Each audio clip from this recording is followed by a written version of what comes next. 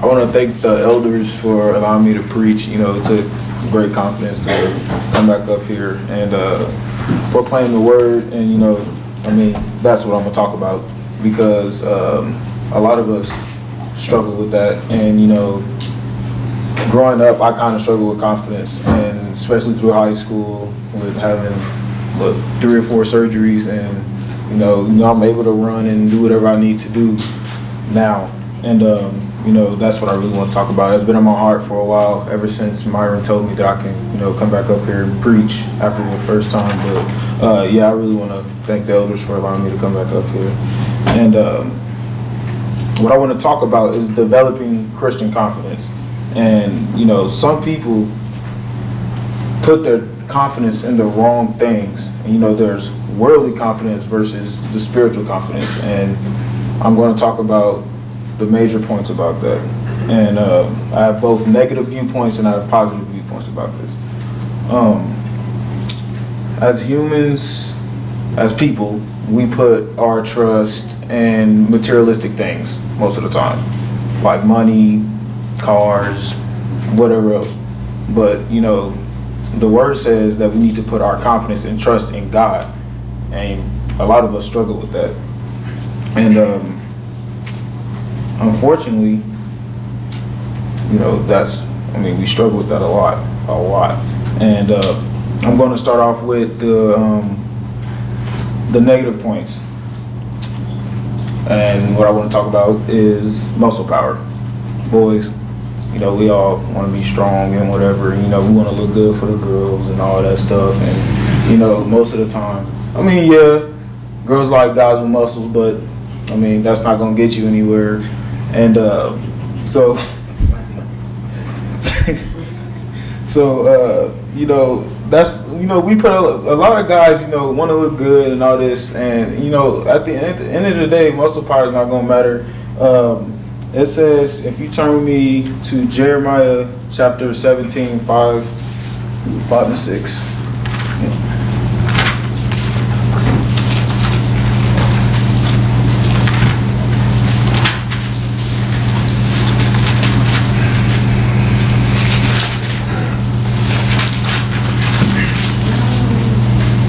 And it says here, thus says the Lord, cursed is the man who trusts in man and makes flesh his strength, whose heart departs from the Lord. For he shall be like a shrub in the desert, and shall not see the weed when good comes, but shall inhabit the parched places in the wilderness, in a salted land which is not inhabited.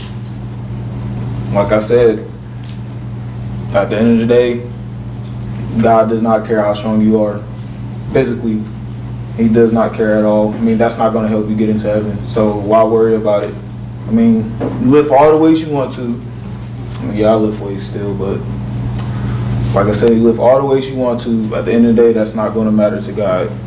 And another thing is, everybody like money, right? Shake your head. Everybody like money. They want to blow it off, do whatever they need to do with it. Again, we put our confidence in the wrong thing. You got all this money, and all you care about is the zeros, how many zeros you have in the bank. But soon as that is snatched away from you, then where's your confidence at? It's gone. That's materialistic things. We put our faith in, we put our confidence in the wrong things. And, you know, we tend to do that a lot. Not only in money though, we put it in, you know, cars, home, food, whatever it is. I mean, not food, but just other stuff. And Proverbs 11:28. If you turn with me there, please. And that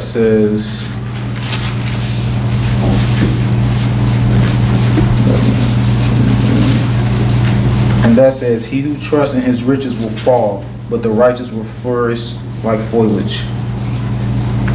But your trust, like he says it right here. He who trusts in his riches will fall, but the righteous will flourish. It's not going to matter.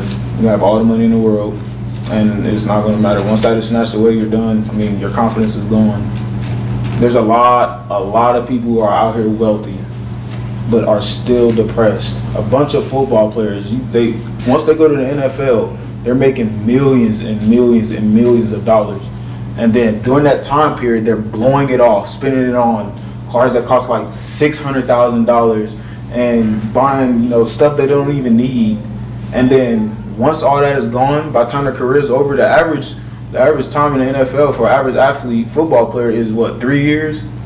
And then over that course of 3 years, you're making about 10 to 15 million, depending on how good you are. That money, $15 million, should last you for the rest of your life if you spend it wisely.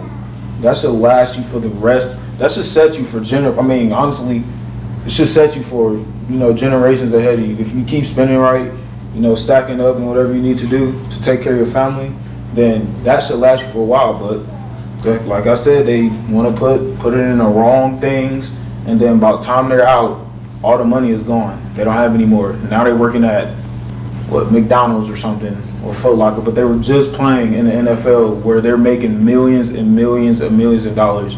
Just by being on a practice squad, you're making $500,000. That's what doctors make. And doctors are in school for a while.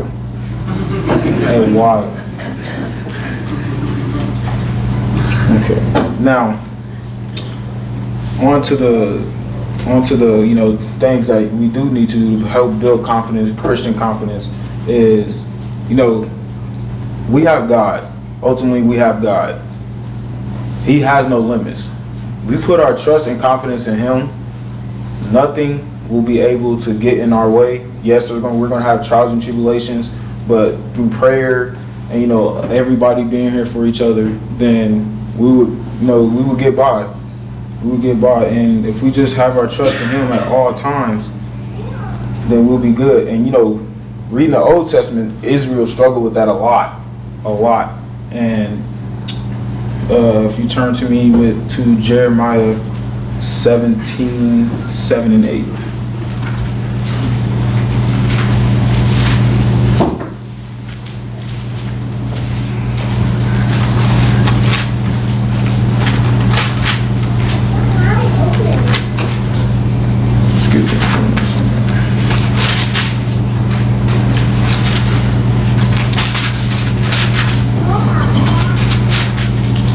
It says, "Blessed is the man who trusts in the Lord and whose hope is the Lord, for he shall be like a tree planted by the waters, which spreads out its roots by the river, and will not fear when he comes, but its leaf will be green, and will not be anxious in the year of drought, nor will cease from yielding fruit." And like I said, Israel struggled with that. If we put our faith in, like it says, if we put our faith and trust in God at all times, we shouldn't have to worry about anything. It says, I forgot the scripture, Matthew, I know it's in the book of Matthew, but it talks about that we should not worry too much. If he's able to take care of the animals and the birds and all that stuff, then why shouldn't, we're humans, why shouldn't he be able to take care of us? So we need not to worry about the materialistic things, and we need to worry about God, because in the end, He is the judge of everything, and He determines where our soul goes, heaven or hell. That's how it is. And another thing is we need to have confidence in each other, as in the church family. And when I baptized my brother, that actually, I cried, and I don't cry at all, like, for real. I don't, man, if you ask Levi, whatever, Brad, my God, that right there, we was crying like babies, hugging each other right there. And, it made me feel good, and made me feel like, I did something. And, my brother's sitting here right now, I'm so proud of him. He's grown so much. And, honestly, I look up to him sometimes. He's a very, very smart dude. He's really, really smart and knows his stuff. And, it made me feel good. My mom, she pushes us. She pushes us too, and, she didn't want us out doing all those stupid stuff that other kids were doing that was our age. And, that helped us out a lot. And when we never met my godparents over there, Rhonda and Brad, and, I've been playing football with Levi for a while. So it's been, it's been a really, really, really good journey, and that has helped me build confidence, honestly, because actually going through wrestling season, that's where I really, really struggled with my confidence, because I didn't have enough confidence in my abilities and what I could and could not do. And I mean, he came to every sectionals, regionals, semi-state, and state. And during that whole time, I feel like that he had more confidence in myself. He had more confidence in me than I had in myself. And I mean, yeah, that's good, but I mean, that's not how it's supposed to be. I'm supposed to have confidence in myself and my abilities. And if you don't, I mean, that's with anything. If you don't have enough confidence in yourself, then how will you, get over what you need to? Struggling what you're struggling or whatever. And I mean, it's been such a huge blessing. And another thing is the power of prayer. Scripture teaches us to be confident in our prayers, and it says in 1 John 5:14, if you flip it to me there real quick.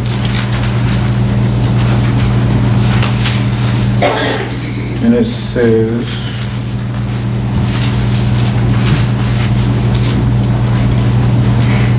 now this is the confidence that we have in him, that if we ask anything according to his will, he hears us. Key word is according to his will.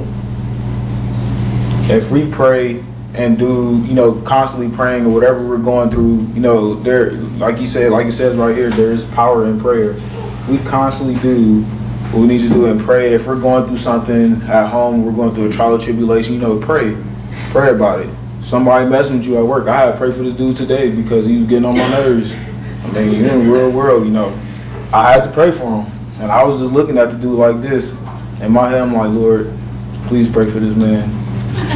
And that's how it is. And, coming out of high school, I was like, yeah, this world is bad. And it's getting worse. And it's getting harder. So we have to be here for each other.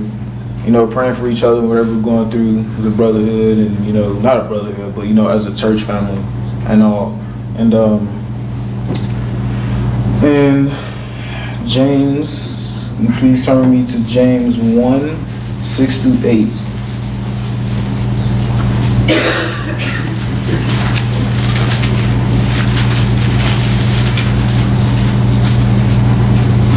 And it says,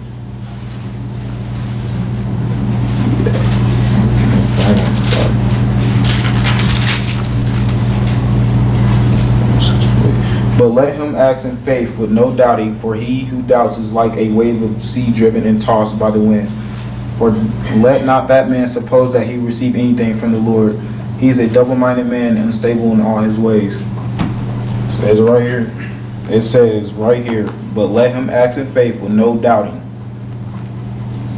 When doubting, you will not, like I said, if you don't have enough confidence in yourself, it's going to be hard for you to get over what you're trying to get over. You got to have confidence in any and everything that you're doing. Trials and tribulations, football, family, whatever you need to do, friends or whatever.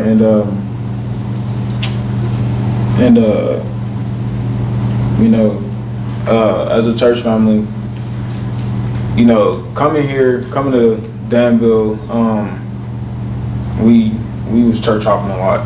My family and I, we church hop a lot. And during this time, I, soaked up so much knowledge, and, I actually had to sit down for myself and, read my Bible, like my mom said. And I agree with her. I was pretty gullible, I pretty much accepted any and everything because, I wasn't reading from here. I was listening to what other people were saying. And, while that was happening, I would sit back sometimes and be like, this doesn't sound right. And if we, like I did, if we read the Bible and read God's word, then we'll have confidence enough to say, this isn't right. Sorry, this isn't right. These people aren't, basing everything they say from the Bible, and the church hopping a lot has helped me, become, smarter at what church that, was the right church. Like it says in Acts 2, it talks about, baptism is what saves. And before I read that, I thought that all you needed to be was saved. But after reading Acts 2, I was like, well, it says right here from the Bible that you need to be saved. Baptism is what saves. And, after I read that, that's what I started gaining. I started gaining confidence after that. That's when my life started to change slowly and slowly. At school, people was like, man, you're different now. I used to cuss all the time around my friends and everything. I used to cuss all the time. Actually, I was playing, I think I was about 12 years old, and Levi and I were playing, and I had said a couple words to him, but it's over now, but I used to cuss all the time, and it wasn't, God didn't like that. I know he didn't like it at all. It says in Ephesians 4:29, let no corrupt communication come out of your mouth, and that was happening the whole time. But being in church and actually studying up the word on my own is what helped me gain the confidence, and that's why I am who I am today. And in conclusion, the study of confidence from the biblical standpoint is very enlightening, gives comfort, because after reading the Bible and actually studying up on the scriptures, being in class and being in a high school class for a while, then coming up to adult class, it's a big jump. So I have to actually go back and read and be like, dang, they was talking about this in class. I need to go back and read this and try to understand this.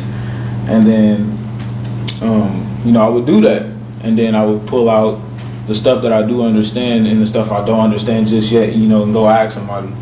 And I ask Granddad all the time, and he'll tell me, I'm like, well, I never thought about it that way, so, that's where I got it from. And my favorite verse of all time that I follow by all the time, and everyone probably knows it, it's not Philippians 4:13. It's a good word. It's not Philippians 4:13. It is Psalms 91. I actually got that verse from Ray Lewis, and I seen it on a shirt.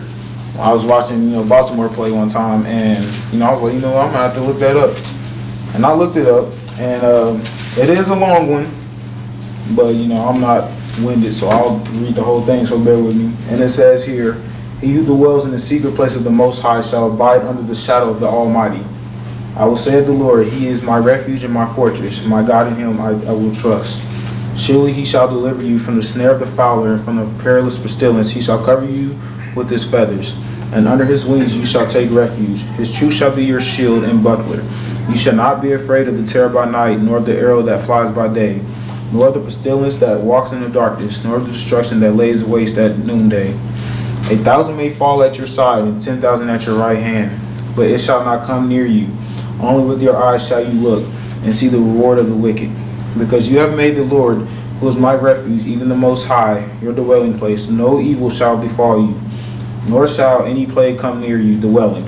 For he shall give his angels charge over you, to keep you in all your ways. In their hands they shall bear you up. Lest you dash your foot against a stone, you shall tread upon the lion and the cobra. The young lion and the serpent you shall trample underfoot. Because he has set his love upon me, therefore I will deliver him. I will set him on high, because he has known my name. He shall call upon me, and I will answer him. I will be with him in trouble. I will deliver him and honor him. With long life I will satisfy him, and show him my salvation. Every time I read that, whatever I'm going through at home or whatever, every time I read that, it gives me comfort to let me know, God always has my back. And, that helps me build confidence in the Lord, and that's who we need to build our confidence in. And he needs to be our foundation, because if he's not our foundation, like James 1:7-8 says, you are, tossed. You're tossed. You're kind of lost. And, a lot of people out here in the world, they don't have that foundation. And, they try, like I said, they put their confidence in materialistic things. But what if that stuff is, I mean, as soon as it's taken away from you, then you don't have the confidence you used to have. Injuries plague athletes all over the world, and it's just about if you're gonna get back up from that and keep it moving. And you know, like I said, I've went through 4 surgeries within 4 or 5 years, and I mean, honestly, that shot my confidence. I mean, it shot me a lot, because after that, man, I honestly didn't know what to do. I would sit at home and I would just be laying in bed and just thinking like, man, you know what? I probably can't play football anymore. I can't move the way I want to move. I can't go out and just smack this dude like I want to, you know. But I actually have to use the technique that I was taught.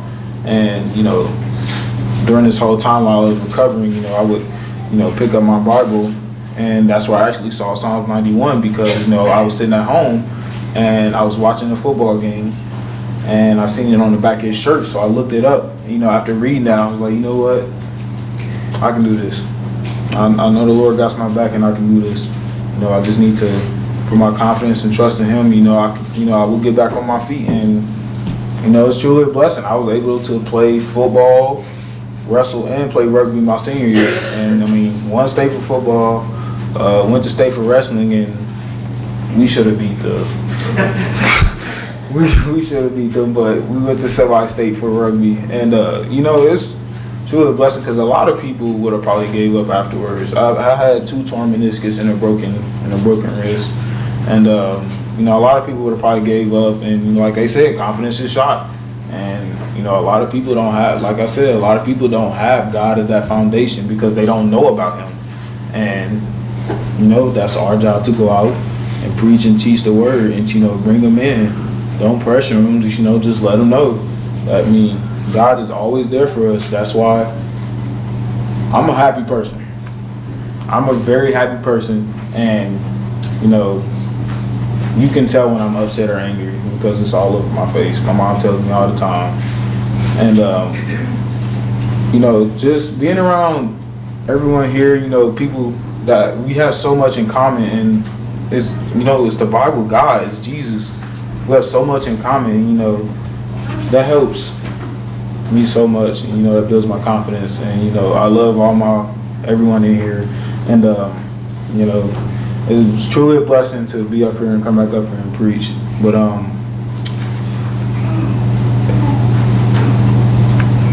if you aren't a Christian, and you are probably thinking right now that,